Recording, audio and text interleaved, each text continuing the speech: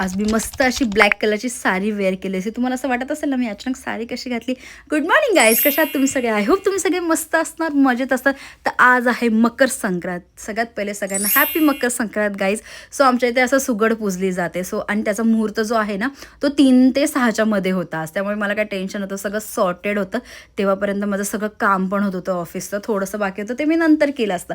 मस्तपैकी रेडी झाले. सगळ्यात पहिले सुगडला हळदी कुंकू लावून घेतलं छानपैकी आणि त्याच्यामध्ये सगळे धान्य भरले. सगळ्या प्रकारचे धान्य असतात तुमच्याकडे, जे मिळतं जे अवेलेबल असेल ते तुम्ही त्याच्यामध्ये टाकू शकता. मी ऊस, गाजर, हरभरा, वाटाणा, अजून होतं भरपूर काही, बोर, हां असं सगळं टाकलं होतं. आणि त्याच्यानंतर मी जे लाडू बनवले ते ठेवले आणि प्लस तिळगुळ पण ठेवले. त्याच्यानंतर दिवा लावला. छानपैकी माझी पूजा झाली मस्त. आणि माहिती आहे ही माझी सेकंड मकर संक्रांत आहे. फर्स्ट जी होती ना ती जाम स्पेशल होती. माझी खूप मोठी मकर संक्रांत घातली होती माहिती आहे. जर तुम्ही तो व्लॉग बघितला नसेल ना नक्की माझ्या चॅनलवर जाऊन बघा. इवन माझ्या इन्स्टावर पण आहे, तुम्ही तिथेही चेक करू शकता. त्याच्यानंतर मला थोडंसं ऑफिसचं काम होतं, मग ते मी ऑफिसचं काम केलं. आणि त्याच्यानंतर नेमकी काकू आले, थोडंसं काम होतं त्यांचं आणि माझं पण त्यांच्याकडे काम होतं. म्हटलं टाईमावर आल्या, त्यांनी पण छानपैकी पूजा केली मस्त. त्यांनी मला हळदी कुंकू लावलं, मी त्यांना लावलं. थोडंसं गप्पा मारल्या त्यांच्यासोबत, जरासं चहा बी केले. नंतर त्या गेल्या घरी. त्याच्यानंतर मी गेले डेअरीमध्ये थोडंसं सामान आणायला, मला घ्यायचे होते मटर. काय बनवू भाजी मला सुचत पण नव्हतं. म्हटलं जाऊ दे आता मटरच बनवते.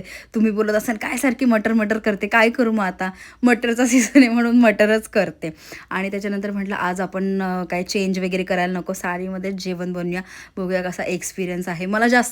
मी जास्त कम्फर्टेबल नसते, जेन्युअनली सांगू तर साडीमध्ये. मी माझ्या नॉर्मल क्लोथ्समध्ये जास्त कम्फर्टेबल असते. टॉप्स, जीन्स मला हे फार आवडतं. म्हणजे मी कम्फर्टेबल असते, म्हणजे एकदम चिल असते. पण मला असे खूप जणांनी कमेंट केले. इवन मला प्रतीक पण बोलतो की तू साडीमध्ये खूप जास्त छान दिसतेस. सो म्हटलं आज साडीमध्ये जेवण बनवा आणि दिवसभर साडीच घालून ठेवावी. सो आज मी झटपट अशी बनवत होते वाटाण्याची भाजी, बिकॉज मला थोडंसं बाहेर पण जायचं होतं. म्हटलं आज काय नाही एवढं तामझाम करायचं.